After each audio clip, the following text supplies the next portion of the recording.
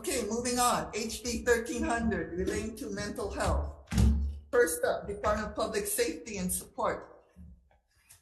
Hi, I'm Gabe M. Takanaka. I'm the healthcare administrator for Department of Public Safety. We stand on our written testimony and support, particularly for the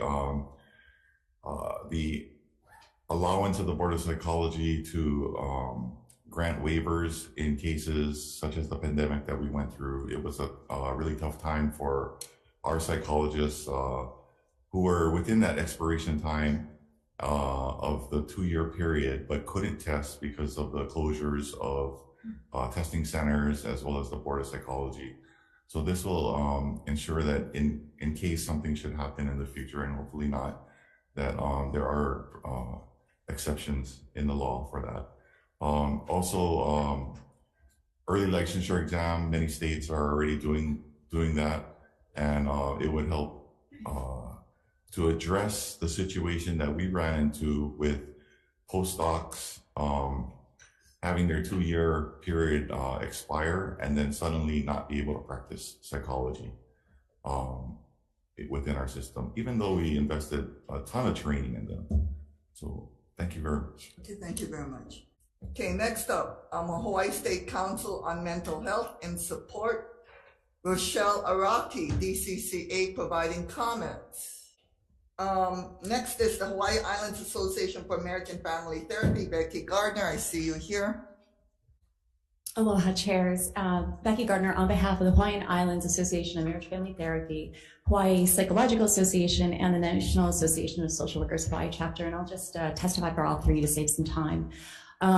We are in strong support of this measure. These committees are familiar with this bill from last year.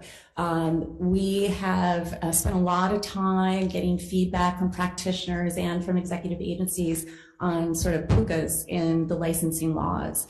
And we figured out ways to fill those holes up so we can stop the brain drain of so many young, talented, pre-licensed but post-grad mental health providers that can get paid for their work on the mainland. And as you know, it's the most effective mental health counseling happens with providers who can best identify with them, though. So this is going to keep homegrown talent in Hawaii. I just want to say thanks for the executive agencies that are weighing in on this, who can talk about what it's meant for the implementation of their programs and how much this bill will help with providing the workforce for that.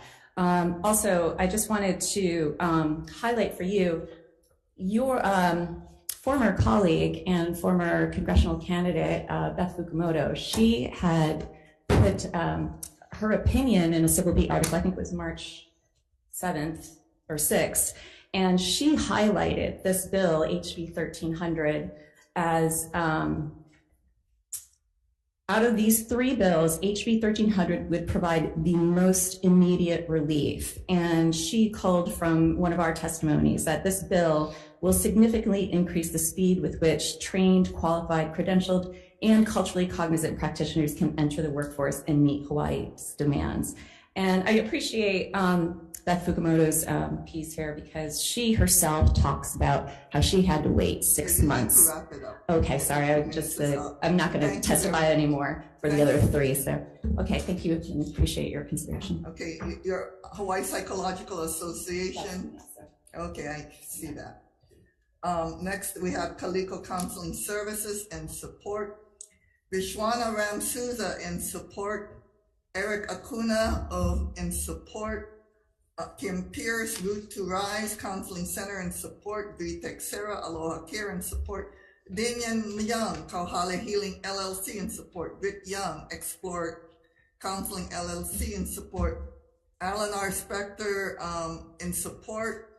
Miriam Goldberg, Talk It Out LLC in support. Shirley Niles, Catholic Charities in support. Anuhea St. Laurent in support.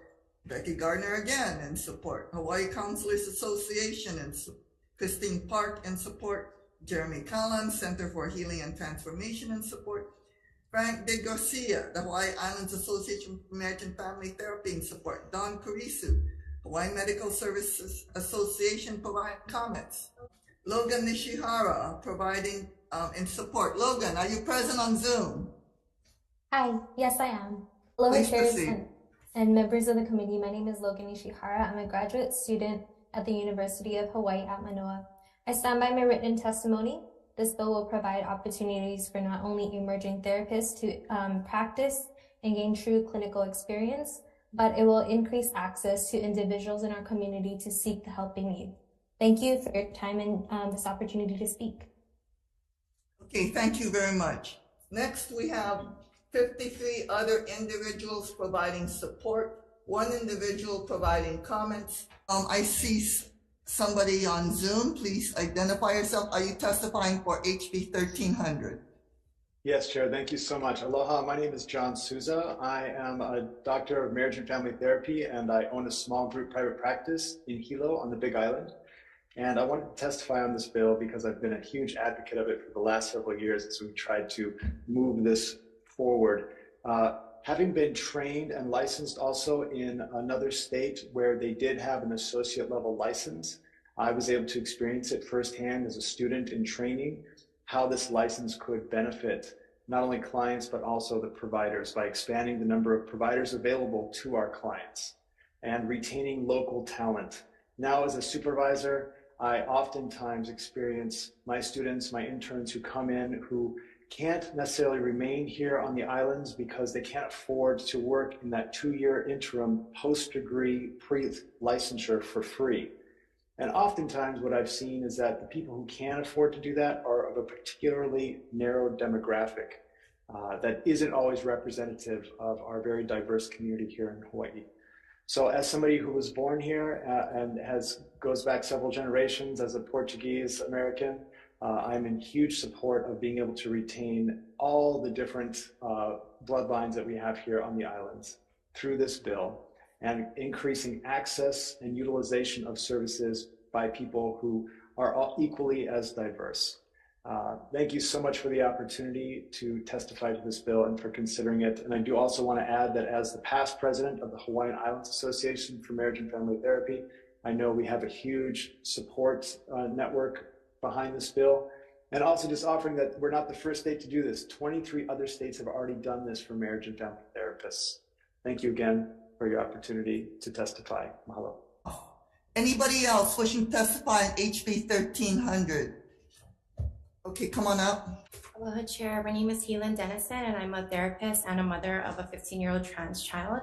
I wanted to shed light that suicide was the leading cause of death for youth in Hawaii, specifically Native Hawaiians and Pacific Islanders, between ages 15 and 24, according to SAMHSA in 2019.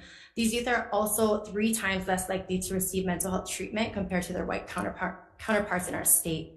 Again, the 2018 DOH Sex and Gender Minority Report that was just released mentioned that half of all trans youth in Hawaii attempted suicide in the past year, and trans youth are 7 times more likely than cisgender youth to attempt suicide in our state. This is not due to common misperception that these kids are just troubled. The research is clear that this is due to the discrimination these kids face in their own home, school, church, sports, and community.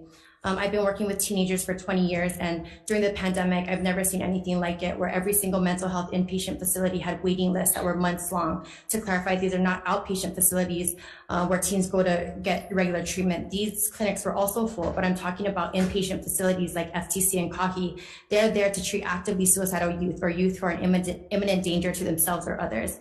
The fact that the sickest of the sickest kids who are placed at the highest risk for suicide did not have access to life-saving medical treatment they needed is a complete heartbreak.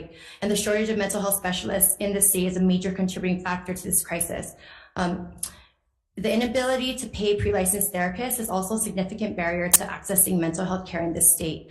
These clinicians, the pre-licensed ones, are often undervalued and underpaid, despite playing a critical role in providing quality mental health service to our community. This shortage has a trickle-down effect and is detrimental on our entire industry, further burdens our healthcare system at large. It's simply supply and demand. Fewer mental health specialists mean fewer clinical supervisors, and that means fewer master-level trainees able to complete the required hours to obtain this licensure.